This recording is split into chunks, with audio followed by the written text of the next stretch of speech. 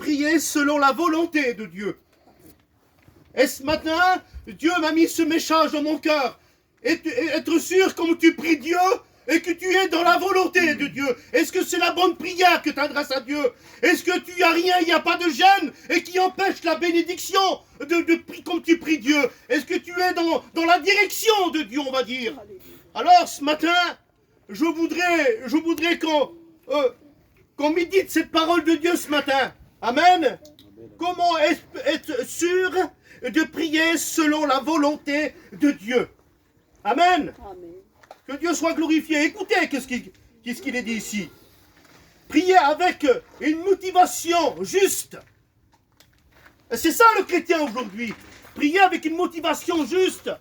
Ça veut dire quoi une motivation juste? Il faut trouver le besoin et qu'il faut dans notre cœur et de nos vies, notre désir dans notre cœur. C'est ça la motivation juste. Oh, bien sûr qu'on va prier pour un tel qui a besoin. Et c'est ça, être dans la volonté de Dieu. Parce qu'une personne a besoin de Dieu, on doit prier pour la personne. Là, on est dans la volonté de Dieu. Comprenez bien? Mais il dit de prier avec une motivation juste. Ça veut dire qu'une motivation juste, ça veut dire qu'il n'y a rien à se rapprocher dans notre cœur et dans nos vies.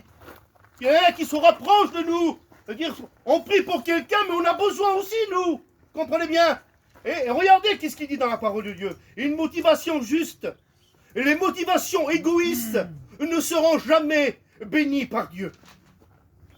Les motivations égoïstes ne seront jamais bénies par Dieu.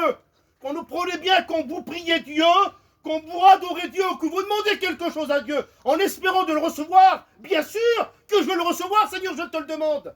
Mais pas avec une motivation égoïste, mais avec une motivation juste. Si vous voulez recevoir de la part du Seigneur, il faut une motivation juste. Ça veut dire qu'il n'y a rien à se rapprocher. Si j'ai quelque chose à me rapprocher ce matin, Seigneur, et si je demande quelque chose, alors je demande avec une motivation égoïste. Et celles-là ne seront jamais écoutées de la part de Dieu. Vous savez, bien-aimé de Dieu, regardez qu'est-ce qu'il dit Jacques dans 4:3. C'est pas moi qui le dis, hein. C'est Jésus, amen. C'est Jacques qui le dit. Et voilà qu'est-ce qu'il dit Jacques. Quand vous demandez, vous me recevez. Vous ne recevez pas que... Attendez. Voilà, c'est ça. Que vous demandez et vous ne recevez pas parce que vous demandez mal dans le but de satisfaire votre besoin. Vous demandez mal dans le but de demander, de satisfaire votre besoin. Et vous demandez mal, dit Jacques. Comprenez bien ce matin. Je sais que vous demandez à Dieu. Vous avez des besoins particuliers. Il n'y a pas de problème pour ça. Mais regardez qu'est-ce qu'il dit. Nous devons prier, non pas pour que les autres entendent nos belles prières, mais nous considérons comme spirituels. Amen. Nous considérons, nous ne devons pas prier pour que les autres entendent nos belles prières et on dit qu'on a des belles prières, mais en dedans de nous, on est charnel. Jacques qui le dit ça. Bien-aimé de Dieu, il faut être vrai dans notre cœur et dans nos vies. Quand on demande quelque chose à Dieu, il faut déjà s'analyser à notre vie spirituelle. Comment que notre vie spirituelle allait? Comment je vis avec Dieu? Comprenez bien ce matin. Les scribes et les pharisiens, je crois que c'était les pharisiens, ils disaient comme ça, avant de consulter Dieu, ils consultaient les médecins. Seigneur, on ne peut pas consulter les médecins, c'est pas possible. Ça, c'est pas des prières justes. Les prières justes, c'est je consulte Dieu et après les médecins. Comprenez bien. Alors ce matin, bien-aimés de Dieu, on va tous se voir dans le message de Dieu. Amen. Amen. Amen. Et j'ai pris un personnage dans la Bible, un homme de Dieu. Amen. Ézéchias. Hein, vous connaissez Ézéchias, amen, c'est Ésaïe 38. Il est dit dans sa parole, amen. Ézéchias, il devient malade, cet homme-là. Est-ce que vous voulez qu'on le lit? Vous voulez bien? Amen. Il y aura beaucoup de lectures ce matin. Amen. Que Dieu soit glorifié et béni. Vous savez pourquoi j'ai fait beaucoup de lectures? Il ne faut pas qu'après qu'ils disent, ah ben oui, mais il a dit ça, il a dit ça. Je fais beaucoup de lectures parce que c'est la parole de Dieu qui le dit. Ça ne sera pas moi ce matin qui va vous le dire, mais c'est la parole de Dieu qui vous le dira. Amen.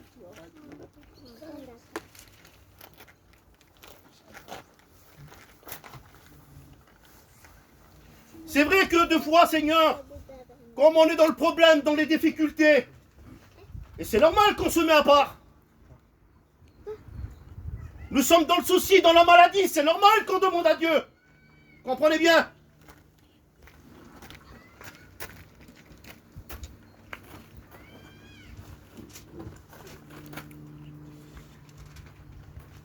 Alors écoutez, qu'est-ce qu'il dit? Isaïe 38, au verset 1. En ce temps-là, Ézéchias fut malade à la mort, et le prophète Isaïe, fils d'Amos, vient après lui et lui dit: Ainsi parle l'Éternel, donne des ordres à ta maison, car tu vas mourir et tu ne vivras plus.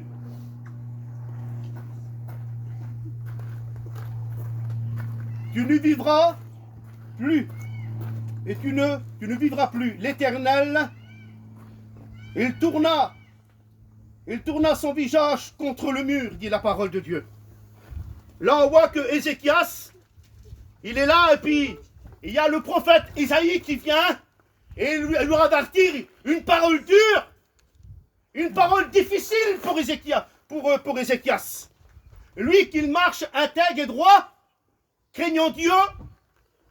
Ézéchias, c'était un homme de Dieu. Il faisait ce qui est bien à ses yeux. Vous savez, bien-aimés de Dieu, il faut bien comprendre, comme nous sommes dans le problème et dans les difficultés, et qu'on passe par la maladie, comme Ézéchias, là, il est en train de passer par la maladie, et que là, le prophète Isaïe va lui dire: tu vas mourir, donne des ordres à ta maison, car tu vas mourir. Et certainement que là, Ézéchias, il est effrondé, il est par terre, il a le visage contre le mur, il n'y a plus d'issue. Et c'est vrai que deux fois, par des moments, comme on est dans le problème, deux fois, on est vraiment, on a des nouvelles, deux fois, et puis que il n'y a plus d'issue pour nous. Il semblerait que là, il y a une barrière qui se met, il y a un mur qui se met.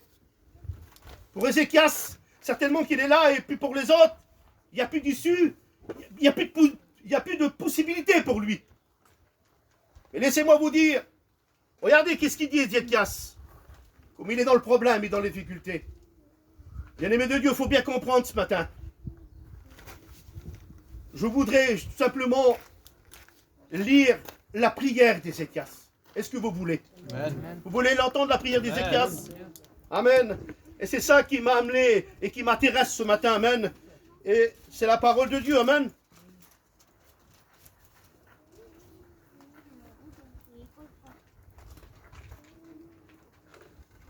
Voilà la prière, la prière d'Ézéchias. La prière de l'Éternel. Ô Éternel, souviens-toi que j'ai marché devant ta face avec fidélité et intégrité de cœur, et que j'ai fait ce qui est bien à tes yeux. Et Ézéchias répondit d'abondantes larmes. Amen. Amen. Il répondit d'abondantes larmes. Il dit: je fais ce qui est bien à tes yeux. Ézéchias, c'est ce que là, il demande la guérison. Ézéchias ne demande pas la guérison.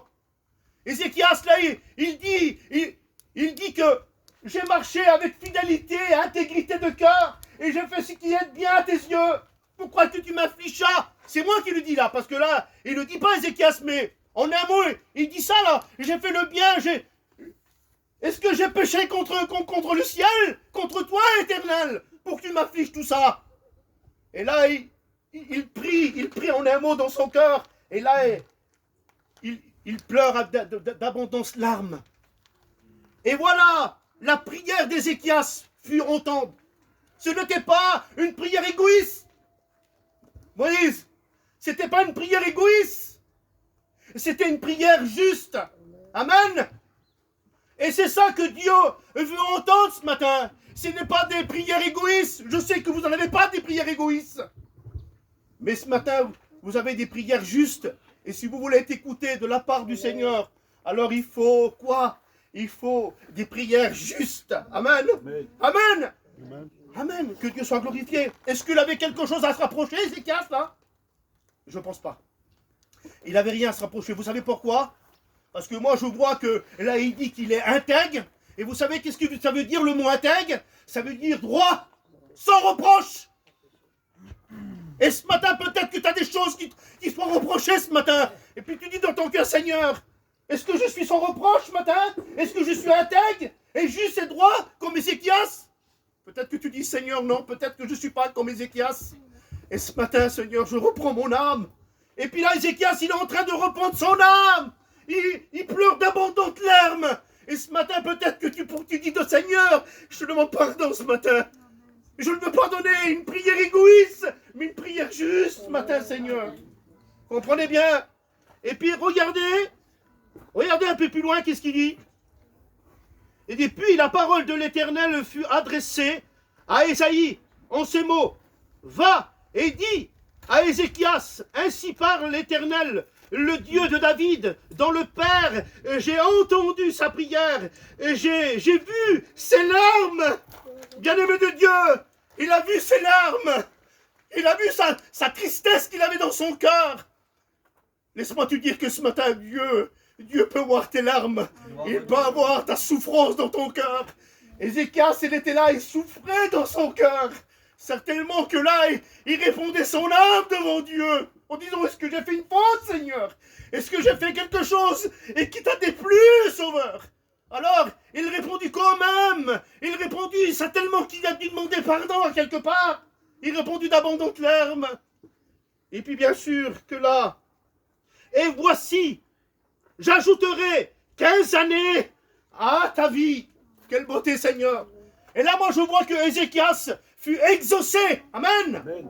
Que Dieu soit glorifié, béni. Est-ce que tu veux être exaucé ce matin? Amen. Est-ce que tu veux que l'Éternel, amen, que Dieu ce matin envahisse ton cœur? Je sais qu'il y a des besoins ce matin. Je sais qu'il y a des besoins particuliers. Mais ce matin, laisse-moi te dire que Dieu entend les larmes des yeux. Amen. Amen. Que Dieu, il lit dans les larmes des yeux. Amen. Que Dieu soit glorifié et béni. On continue la parole de Dieu ce matin. Est-ce que vous aimez la parole de Dieu? Amen, amen. Moi, je la prêche comme Dieu m'a dit de prêcher. Amen. Peut-être qu'il y a des frères, ils pourraient donner à d'autres points, mais moi, j'ai pris ces points-là. Il y aurait certainement d'autres points, mais Dieu m'a donné ainsi, comme ça. Et ce matin, Dieu connaît les besoins, il connaît les vies. Amen. Amen. Hein, que Dieu soit glorifié, béni. Donc, les prières égoïstes, ils seront jamais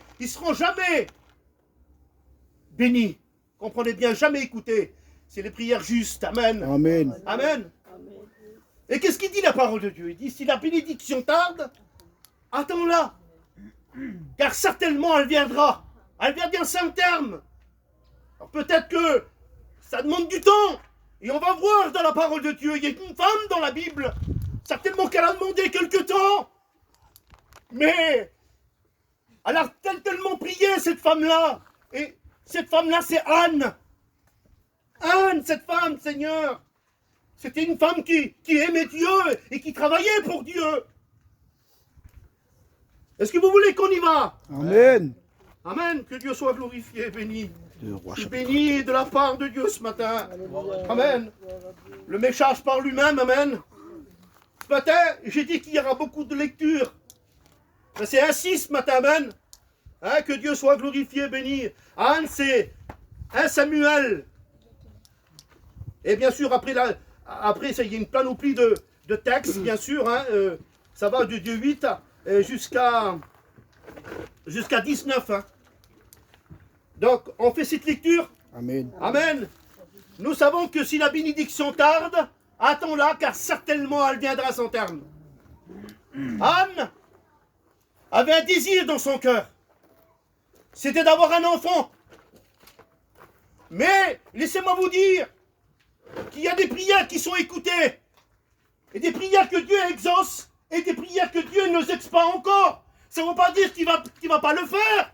Mais il attend de voir quelque chose qui se passe dans ton cœur. Il y a un besoin particulier dans ton cœur. Peut-être qu'il y a une gêne. Peut-être qu'il y a quelque chose qui se passe.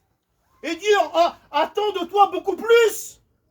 Tu comprends ce que je veux dire? Si tu as demandé quelque chose à Dieu, et puis qu'elle tarde, et peut-être que ce matin, tu manques de prière, tu manques peut-être de consécration. Je ne veux pas dire que tu ne pries pas, mais peut-être que Dieu veut plus de toi. Est-ce que tu comprends ça? Pour que tu obtiennes quelque chose, Dieu, de fois, il veut plus de compréhension pour toi, plus de prière, je ne sais pas, plus de mise à part. Peut-être qu'il y a, peut-être que tu laisses des certaines choses. Je ne sais pas ce matin, mais ce matin, Dieu va nous parler. Amen. Amen. Que Dieu soit glorifié, béni.